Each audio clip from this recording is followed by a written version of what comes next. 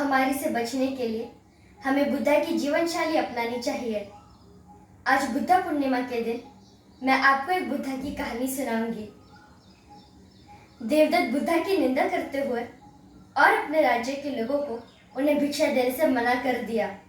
उसने कहा कि बुद्धा मेरे काका राजा शुद्धोधन के बेटे हैं, उसे एक राजा के समान व्यवहार करना चाहिए। अगर वह आपके पास आए तो आप उन्हें भिक्षा ना दीजिए। जब बुद्धा राज्य के अंदर आए तो किसी ने भी उनसे बात नहीं की। कुछ लोगों ने तो उन्हें देखते ही द्वार बंद कर दिए और कुछ लोगों ने तो खोले ही नहीं। बुद्धा पूरे नगर भर में घूमते रहे। गर्मी का दिन था, बुद्धा थक गए थे। जब वह जा रहे थे तब एक बूढ़ी स्त्री चावल का बासी माड़ फेंकने के लिए घर से बाहर निकली। उसने बुद्धा को खाली पात्र ले जाते हुए देखकर उसका मन भर गया। उसने सोचा कि मैं इतनी निर्धन हूँ कि आज बुद्धा को भोजन देने के लिए भी मेरे पास कुछ भी नहीं है। अगर घर पर थोड़ा सा भी कुछ होता तो मैं उन्हें दे देती।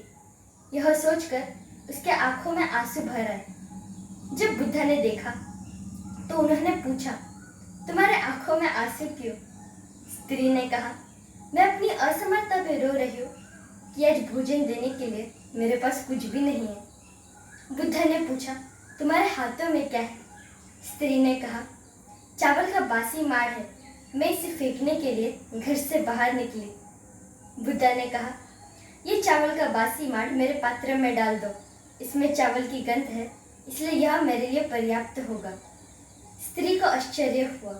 उसने कहा, भगवान, यह आप क्या कह रहे हैं?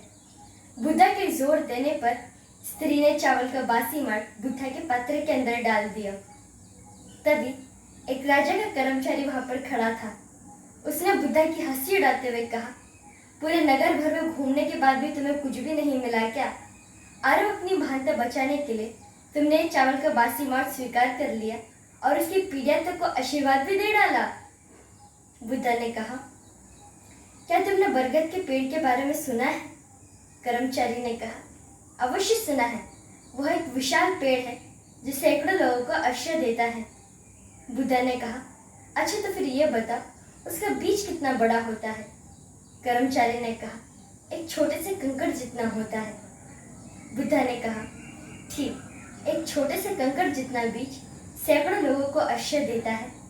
याद रखो, क्या देता है इसके बजाय किस भाव से देता है, यह अधिक महत्वपूर्ण है।